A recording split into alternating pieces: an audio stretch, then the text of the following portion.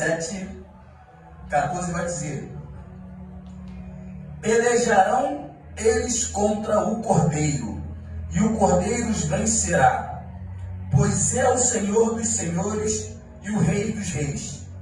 Vencerão também os chamados, eleitos e fiéis que se acham com ele. Falou-me ainda: as águas que vistes, onde a meretriz está sentada, são povos, multidões, nações e línguas. Só até aqui. Entendemos que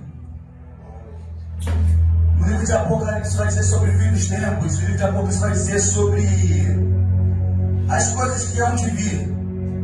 E o Senhor está dando as suas revelações, as suas profecias, com o relógio escatológico do mundo, com tudo que está acontecendo no mundo, mas o povo continua disperso.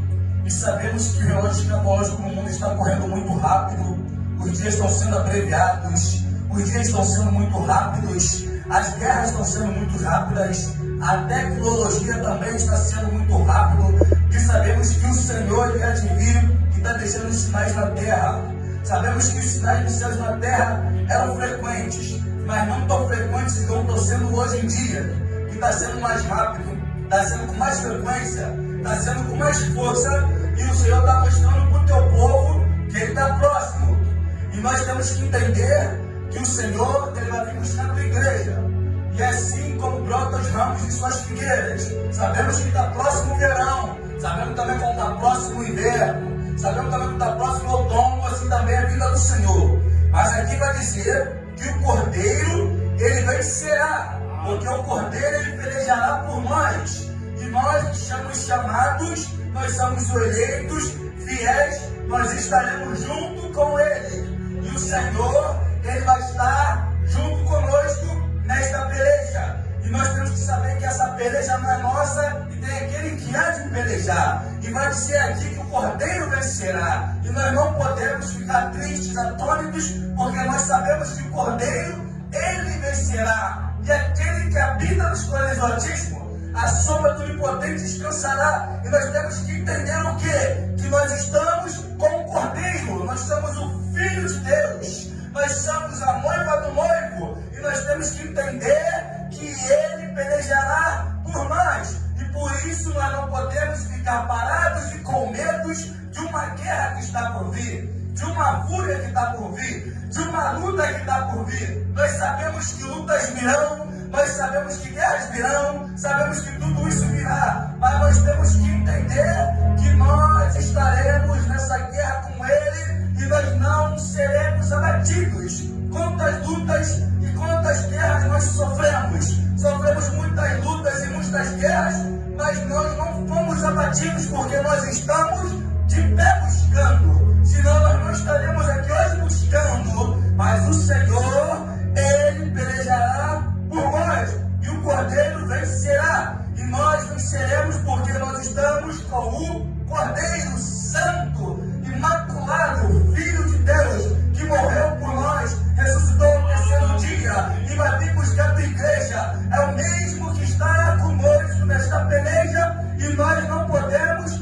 ficar parados olhando para o nada, e sabermos que esta vitória é nossa, e que temos que seguir adiante, e com fé, porque o inimigo se levanta muitas vezes para pelejar contra nossas vidas, usam pessoas para pelejar contra nossas vidas, fazem obras malignas contra nossas vidas, mas nós temos que entender que quando nós ficamos em oração, o Cordeiro lá na frente desta guerra, para o Cordeiro na frente desta guerra, nós temos que estar em oração. E quando nós estamos em oração, nós estamos em ligação com o Senhor, porque tudo que é ligado na terra é ligado no céu. Mas se a gente se desligar aqui na terra, nós seremos desligados também nos céus, porque nós não estaremos ligados com o Senhor e estaremos ligados com coisas que não é para ligar. É por isso que tem muita gente se desviando, é por isso que tem muita gente deixando e voltando para trás, fazendo como a mulher de Ló, olhando para trás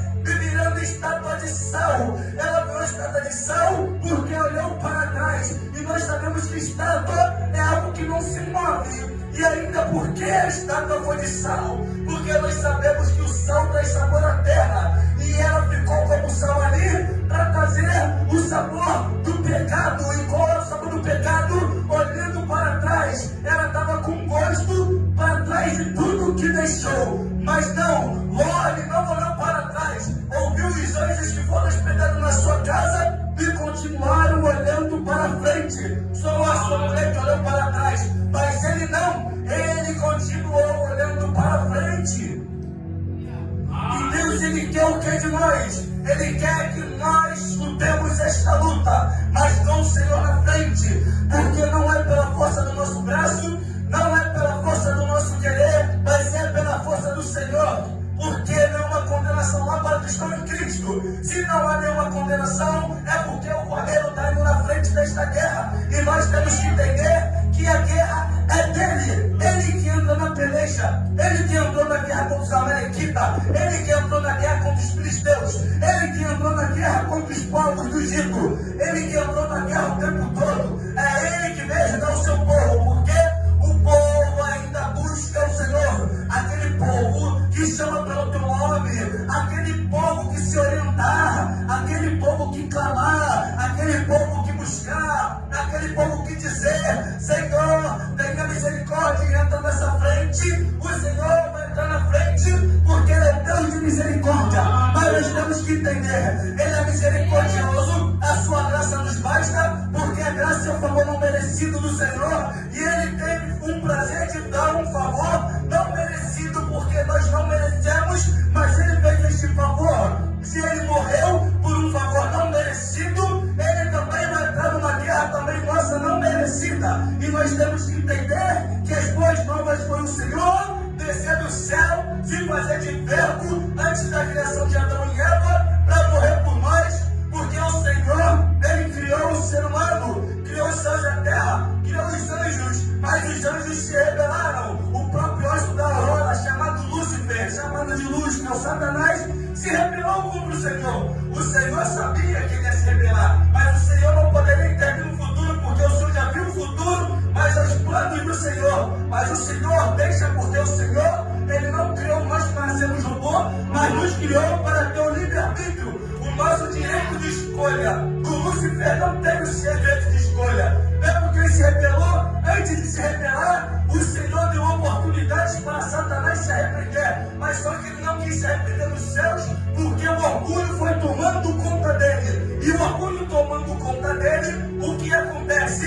Este tipo de orgulho fez ele pecar mais e mais. Mais e mais, até ele corrompeu os anjos até essa parte dos céus e trazer eles para cá, que são chamados de anjos caídos.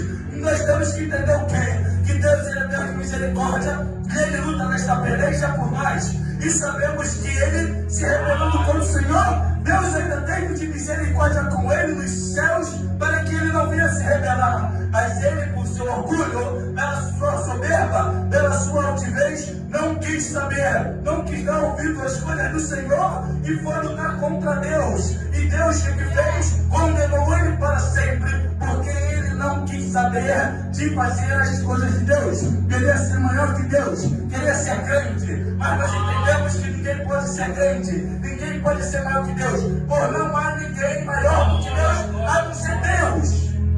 Glória a Deus, aleluia. Deus, maravilha. Nós temos que entender os processos da vida que nós passamos. Abraão, ele tem sua esposa chamada Sara, mas tem sua serva chamada Agar.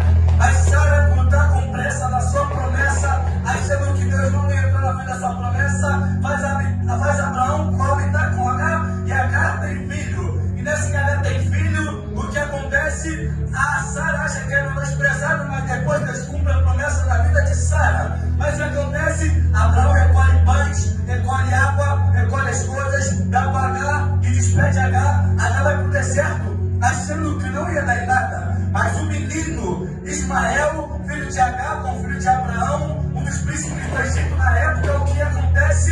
Ele chorou no deserto e o anjo, Deus ouviu o choro do menino, e o anjo foi até o menino e falou com Agar que ele seria grande, ele também seria de grande nação. Mas tem diferença que Isaac também foi de grande nação. E hoje em israelitas, mas viraram nações corrompidas, porque Ismael foi contra Isaac. E sabemos que Esaú também, depois do futuro, foi contra Jacó, Egito contra Israel, Palestina, Líbano contra Israel também. Sabemos que isso tudo foi plano do Senhor para que se cumprisse o morte de Jesus no madeiro naquela cruz. Tudo para se cumprir para a vida do Senhor, para poder o povo se arrepender e ser salvos. Deus Santo, poderoso. E nós temos que entender o quê? Que o plano da salvação foi desde antes da criação do mundo.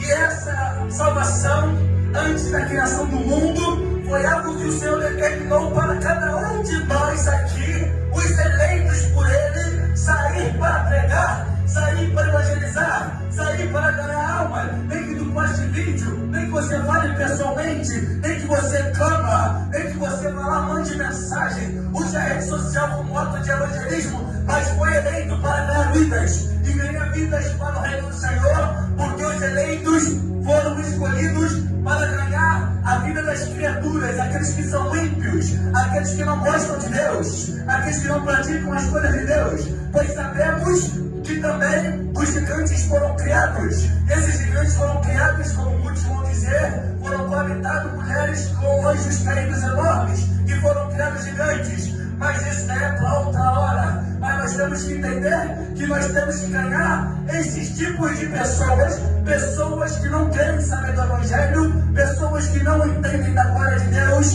pessoas que não querem saber de Deus, pessoas que não experimentaram as coisas de Deus, porque quando experimentarem as coisas de Deus, não vão querer mais sair da presença de Deus, porque o Senhor chamou os eleitos para ganhar vidas, porque o Cordeiro vai à frente desta batalha e vai vencer esta batalha. E nós temos que entender que nós estamos no início dos fins dos tempos, e o Senhor está prestes a buscar a igreja logo, porque o Evangelho está quase sendo pregado por toda criatura, pois a Bíblia vai dizer em Mateus 24 que o Evangelho, quando for pregado a toda criatura, aí virá o fim. E a tecnologia está aí para dizer para aqueles que Senhor é o único que morreu, ressuscitou. Nós sabemos que hoje em dia tem tribos indígenas com um aparelho de telefone, e o Evangelho é dito até eles. Podem ver vídeos, podem ver o que for, mas vai chegar até eles através da tecnologia. Sabemos que existem tribos também para o mundo todo que não têm acesso à rede, mas também será visto através das redes sociais.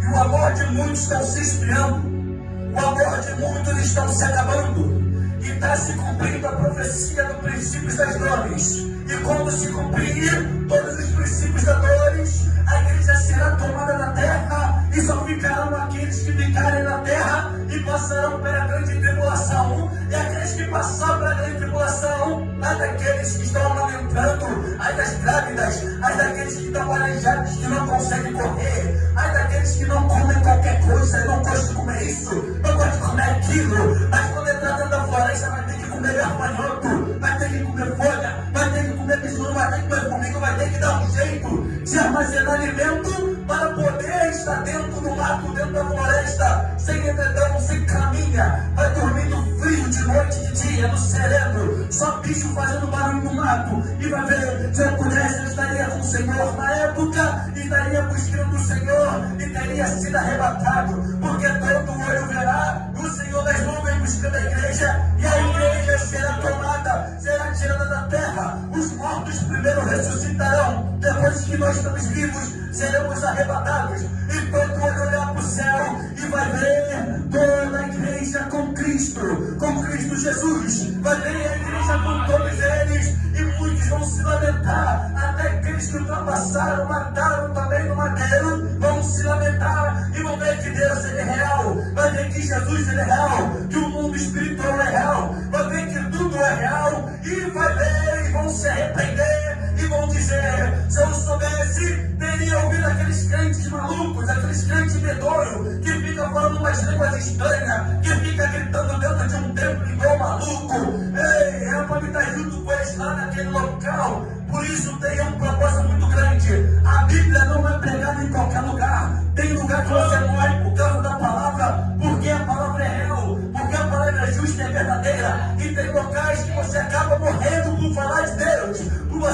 falar de Jesus, se você chegar num Estado Islâmico, eles te matam, te decapitam. Se você chegar na China, o que eles fazem contigo? Eles te prendem, te matam também. Tem países que você não pode falar, porque você será banido da face da terra. Também tem um lugar que você não pode falar, é na Coreia do Norte. Porque se você chegar na Coreia do Norte e você também falar do amor de Deus, você será morto. Porque eles têm que prestar culto e adoração a um presidente chamado Kim Jong-un e tem que ficar de joelhos dobrados para ele e prestar reverência para ele. E nós estamos no fim dos tempos e a igreja tem que continuar de pé, pregando mesmo que custe sua própria vida. Se o Senhor mandar falar, fala. Se o Senhor mandar falar, se tu não falar, terá várias consequências. É por isso que tem que falar o que Deus manda falar para salvar aquele e arrebatar aquele do fogo. Porque quando você ganha uma vida, está arrebatando ele do fogo, está tirando ele do pecado da morte, está trazendo convite e vida com abundância, está pegando ele, está tirando do lamaçal do pecado e está trazendo para a vida eterna. Pois o Senhor, Ele é vida eterna e nem minha vida, pois Ele não a morte, pois Ele morreu por nós. Ele vem buscar nós para que nós viemos buscar Ele e olharemos para Ele, porque não há nenhuma condenação para aqueles que estão em Cristo,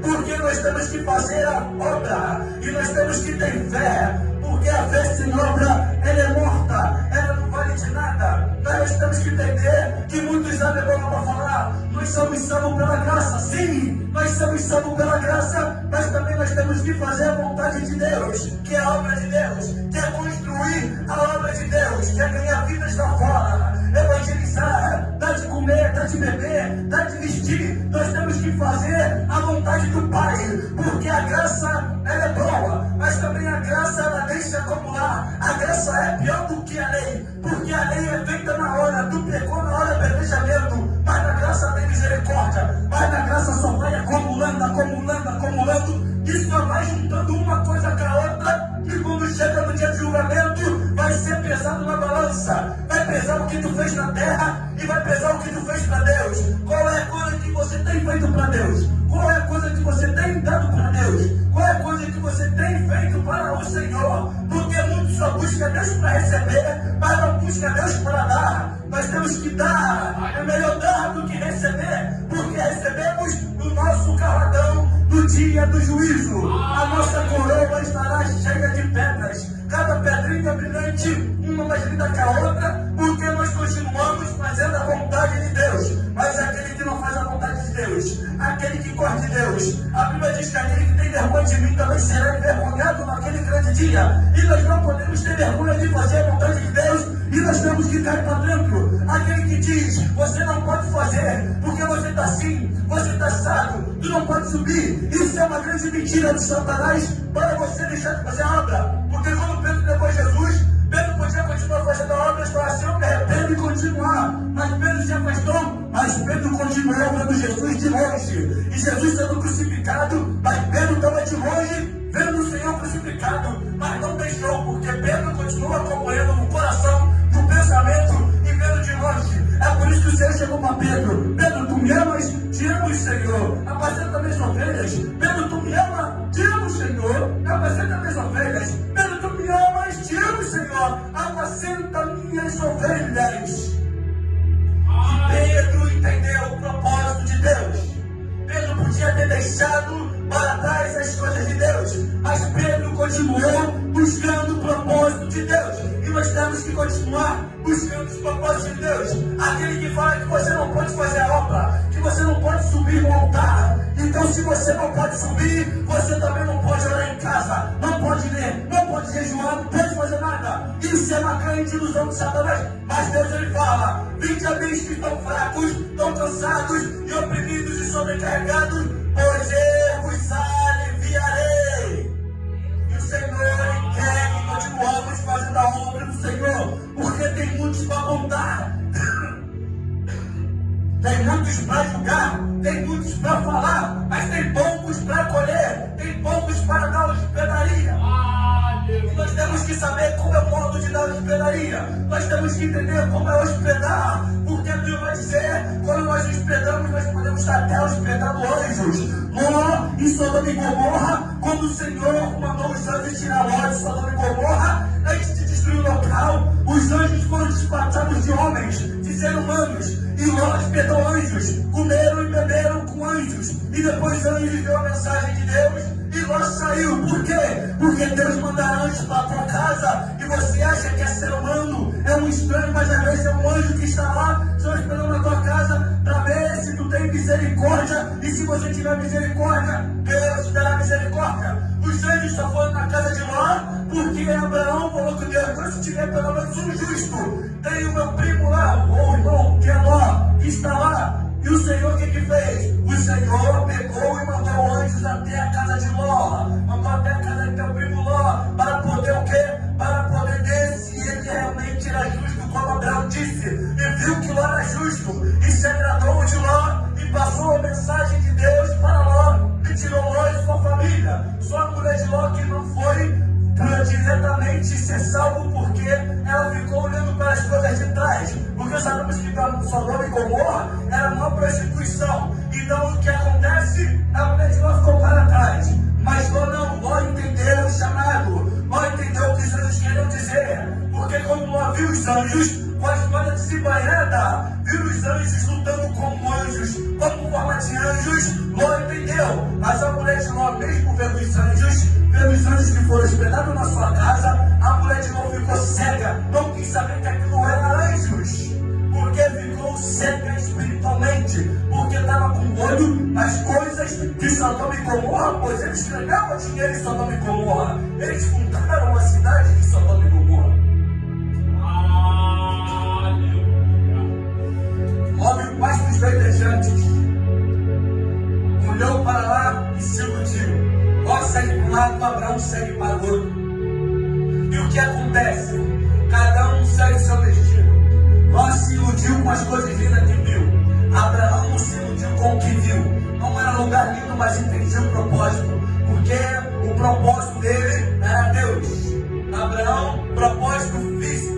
Não queria saber do propósito de Deus. Estava atrapalhando a caminhada de Abraão. Então cada um teve que ir para o campo. E o que acontece? Quando Ló chega nos pastos verdejantes, pisa em lugar que não é inabitável, um lugar que Deus não estava mais, um lugar profano. Mas não, Abraão quando pisou em lugar inabitável, viu que não era aquelas coisas lindas, se tornou habitável, porque é aquele que tem promessa. Aonde que pisa, faz fluir águas de rios. Onde que pisa, faz florescer. Onde que pisa, dá frutos. Mas aquele que pisa em lugar de qualquer maneira e olha para aquele ambiente iludido, dizendo: é um lugar lindo, é um lugar maravilhoso, está indo pelo que os olhos veem, está indo pela ilusão dos olhos, mas não está indo em direção do espírito. E o que acontece? Quando Abraão pisa no local, começa a florescer. É a mesma coisa que Isaac cava do poço. Isaac cavava poço, pegava o que acontecia, fluía os poços, os inimigos vinham e tapavam o poço de Isaac. Isaac cavava outro poço de novo, fluía, tapava, porque onde Isaac ia tinha promessa. Nós temos que ser assim. Se nós temos promessa, onde nós vamos, tem que fluir frutos. Aleluia. Quando o Senhor passava pela estrada, pelo caminho, toda hora o Senhor viu uma figueira, e a figueira nunca dava frutos, porque a figueira estava enganando o povo o tempo todo, e o povo ficando enganado. Toda vez eu passo por aqui, não tem uma fruta para mim comer. Que figueira é essa? Que árvore é essa que não dá fruto? Jesus passa e diz: morra, que aquele árvore morreu porque não dava fruto, porque aquela árvore estava bonita, tinha aparência linda, mas não estava dando fruto, estava enganando todos que estavam passando pelo caminho. Todos passavam com fome. Hoje eu vou comer uma fruta. Quando olhava para a figueira, não tinha nada. E o Senhor falou: você está aqui várias vezes, todo mundo passa. Passaram e saíram, você está aqui enganando todo mundo que passa, com fome, com sede de justiça. E você está enganando o povo que morra. E acabava aquela árvore morrendo, a árvore secou imediatamente. E os discípulos ficaram atônitos quando viram aquilo acontecer. Ficaram estava dando fruto. Se o Senhor fez isso com uma árvore, imagine que aquele que é ser humano, que não dá fruto. E o Senhor quer que nós geramos fruto. O Senhor quer que nós façamos a vontade. Não importa a forma que seja, mas faça. Ganhe almas, ganhe vidas, acolhe pessoas. Dá de comer, dá de beber, dá de vestir, dá com fome, está precisando. Se te chama para caminhar 1 quilômetro, vai colher 2, como Jesus falou. Se está com frio, vem dar um casaco fino, dá logo grosso, toma isso aqui. E Deus quer que nós façamos isso. Deus quer que façamos dessa maneira. Porque o reino de Deus vai dizer que nós temos que ser igual crianças. Se der um tapa na nossa cara, ver outra face. Vai dizer sobre as ofensas. Me ofendeu hoje, mas está precisando de mim, uma ajuda, eu vou te ajudar. Porque nós temos que entender. Temos que diferenciar o que é ajuda e o que é trabalho. Então eu volto para tu também. Diferenciar o que é ajuda e o que é trabalho. Trabalho é trabalho. Ajuda é ajuda. E quando alguém te pedir uma ajuda, você ajuda. Não importa o que fez no passado, porque assim você vai mostrar um evangelho. Assim você vai ganhar essas vidas para Deus. A pessoa ficará com remorso, tratei mal, fiz coisas mais, mas pegou e me ajudou. Ficará com remorso, ficará com arrependimento profundo, até aceitar Jesus, até buscar o caminho do Senhor. Me fez mal, mas eu continuo fazendo bem. E aquela pessoa vai ficar abismal. Aquela pessoa tem Cristo. Eu vejo Cristo em você. Não se paga o mal com o bom, mas o mal com o bem.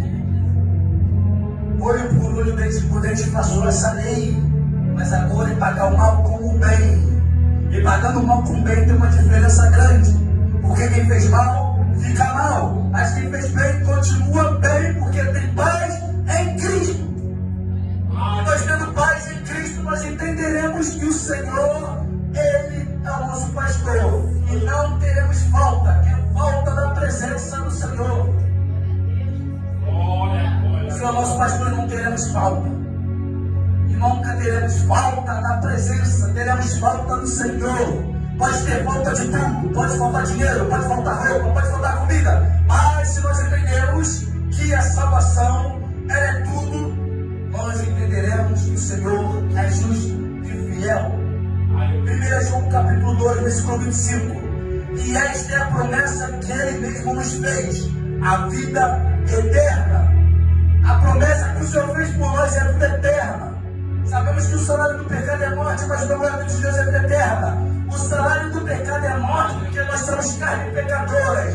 Nós somos do pecado, nascidos do pecado, e nós somos sujeitos a morrer. Mas quando nós aceitamos o Senhor, o dom gratuito é a vida eterna. Recebemos um dom. E qual é o dom? A vida eterna com Cristo Jesus, Rei dos Reis, Senhor dos Senhores, da Nova Jerusalém. Quem não quer ser salvo? Quem não quer ver Abraão, Isaac e Jacó? Quem não quer ver o próprio Senhor? Quem não quer ver o Senhor? Quem não quer ver Pedro, Tiago, Tomé, Maria Madalena, Maria? Quem não quer ver? Quem não quer ver a tribo de Judá? Quem não quer ver José? Quem não quer ver José de Arimateia também? Quem não quer ver José, pai de Jesus? Quem não quer ver Lázaro? Quem não quer ver Nicodemos? Quem não quer ver todos os personagens da Bíblia? Ladrão. Não é nem querendo que é Adão, né? Olha o ladrão. Imagina nós chegamos no céu e olhar cada um e falar, cara, caladão. Ali a Eva. Ali a Abel, que isso? Ali Caim. Nós não podemos julgar quem morreu, quem matou, quem foi salvo, quem tem arrependimento. Davi, o que fez? Há muitas vezes ele escreve na Bíblia sobre Caim e Abel, que um matou o outro, tá? Que um morreu foi salvo, que o outro foi postado no selo, mas não sabemos do arrependimento, porque Davi fez o quê?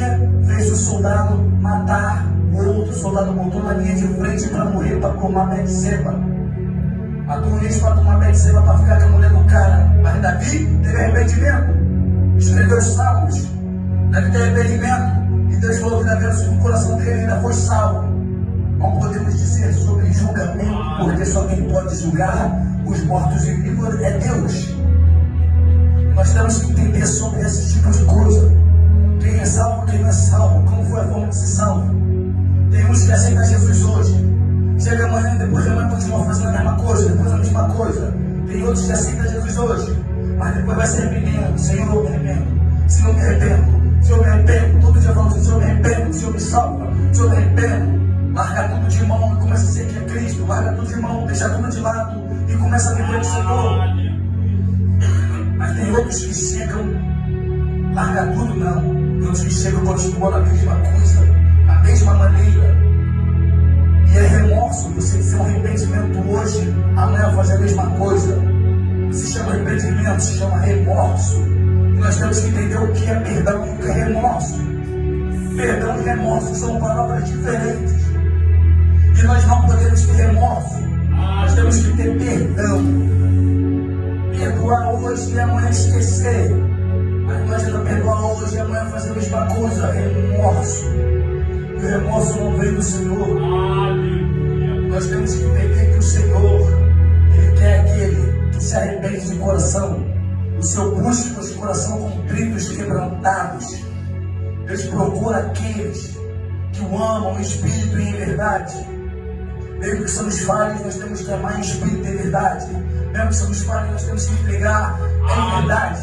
Nós temos que entregar em espírito. Deus me perdoa hoje. Amanhã eu estou mudado. Já luto para não estar na mesma. Depois de amanhã eu continuo lutando. Porque se eu falar, Deus me perdoa hoje. A pessoa fuma um cigarrinho, aceita Jesus, chega amanhã, fuma outro cigarro. Depois de amanhã outro cigarro. Depois de amanhã outro cigarro. Mas não quer se arrepender de verdade. Não quer lutar. Senhor, te aceitei Jesus hoje, mas amanhã eu vou ali e compro um cigarrinho. Como que é uma libertação se ainda comprando um cigarrinho? Eu lembro quando eu fumava e o que acontecia? Quando eu aceitei Jesus, eu fiquei me afastando dos meus amigos do mundo. O que eu fiz? Eu ia para casa, dava vontade de fumar, eu dormia. Dava vontade de fumar de novo, eu dormia. Dava outra vez, eu dormia. Só buscava dormir. Passava uma semana, 2 semanas, 3 semanas. Quando foi ver a vontade já se foi, porque tem que fugir da má conversação. A má conversação corrompe com os costumes. E se você não fugir, se você parar do lado de quem faz ainda, vai continuar fazendo. Para fugir é você sair da corrupção dos bons costumes. Se você sabe que você quer mudança, saia de perto de pessoas que não querem mudança. Mas se você quer mudança, cola de lado de pessoas que vão fazer crescer. Quer ser cheio? Cola do lado de quem está cheio. Mas se colar do lado de quem está vazio, também vai ficar vazio. Porque vai aprender e vai escutar o que não deve. E nós temos que aprender isso. Escutar, guardar e o que é bom. E o que é ruim, escutar e jogar fora. Porque se nós guardarmos e colhermos, nós estaremos comendo frutos ruins. Como diz Pedro, apacenta minhas ovelhas, é dar de comer, é dar palavra, é alimentar com palavra, é alimentar com a abstinência da palavra, é alimentar com vontade de buscar. Mas se pessoas apacentarem com aquilo que é ruim, você vai estar comendo palavras ruins, vai estar se alimentando com aquilo que é ruim. E como o cordeiro vai entrar na frente desta guerra? Como o cordeiro vai entrar na frente desta luta para vencer a luta? O cordeiro entrar na frente desta luta para vencer a luta, você tem que largar de mão aquilo que está te fazendo mal. Porque vai dizer, Apocalipse 17, 14, como foi lido, pelejarão eles como o cordeiro e o cordeiro os vencerá. Se o cordeiro vai vencer aqueles que pelejam como o cordeiro, mas que cordeiro que tem amor e misericórdia por aqueles que também que buscam, ele não vai pelejar, ele vai pelejar. Aleluia. Pois é o Senhor dos senhores, o Rei dos reis. Vencerão também os chamados, eleitos e fiéis que se acham com ele. Os eleitos fiéis, os chamados, que são chamados para a batalha, também vencerão, porque foram eleitos por ele. Se nós vamos vencer, nós temos que entender que o Senhor, Ele vai na frente desta guerra. E é na frente desta guerra que o Senhor batalhará por cada um de nós. E se nós ficarmos parados, vamos profetas parados, se nós não profetizarmos uns para os outros, se nós não ajudarmos uns aos outros, se nós não pegarmos a mão uns aos outros, não conseguiremos vencer essa guerra. Ei, aquele paralítico, porta do templo, da Formosa, aquela porta dourada, chegou o templo. E o outro discípulo chegou para ele e disse: não temos prata nem ouro, mas o que temos te deu, levanta e anda. E estendeu a mão para ele, levantou e andou. Para levantar e andar, tem que estender a mão. Não é só por palavras, mas é estender a mão. Apóstolo Paulo disse para Timóteo: Timóteo, desperta o dom que há em ti, a qual foi imposto sobre ti por imposição de mãos. Aleluia. A imposição de mão, quando um dá mão por outro, sabemos que está passando a transferência um para o outro. O que está cheio vai enxergar aquele que está vazio do lado. Por imposição de mão, despertar o dom. Temos que despertar o dom que há em nós, para que nós possamos fazer a vontade de Deus. Se um tem dom de cura, vai curar. Se um tem dom de profetizar, vai profetizar. Se um tem dom de palavra, vai pregar a palavra. Se um tem dom disso, outro tem dom daquilo, continue fazendo dom. Aleluia. Há vários tipos de dons, e muitos só buscam pelo dom de línguas. Muitos só buscam pelo dom de visão, mas ninguém quer buscar o dom da cura. Ninguém quer buscar o dom da profecia, o dom do discernimento. Ninguém quer despertar o dom da maravilha. Ninguém quer despertar o dom. Nós temos que despertar todos os dons que existem para nós fazermos a obra, para que o inimigo não venha enganar os eleitos. Que vai dizer, se for possível, até os eleitos serão enganados. E para nós não sermos enganados, nós temos que entrar na palavra, porque o mundo é destruído por falta de conhecimento. A palavra é o conhecimento. Ler a palavra, estudar a palavra, ler livros, estudar na internet, estudar tudo para adquirir conhecimento, para que não venha a ser destruído por falta de conhecimento. Nós temos que buscar o dom do conhecimento. E poucos estão buscando o dom do conhecimento. E quando você vier com conhecimento, muitos vão querer te julgar.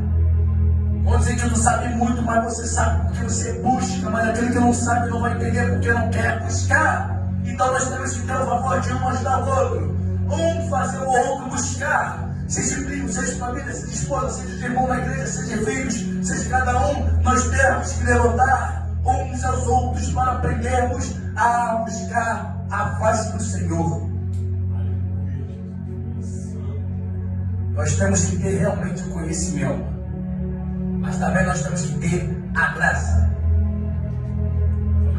Deus é fiel e Ele vai pelejar por cada um de nós. E só que eu deixo essa mensagem, essa palavra, e agradeço a oportunidade no nome de Jesus, porque a hora se vai e a hora se passa. No nome de Jesus, amém.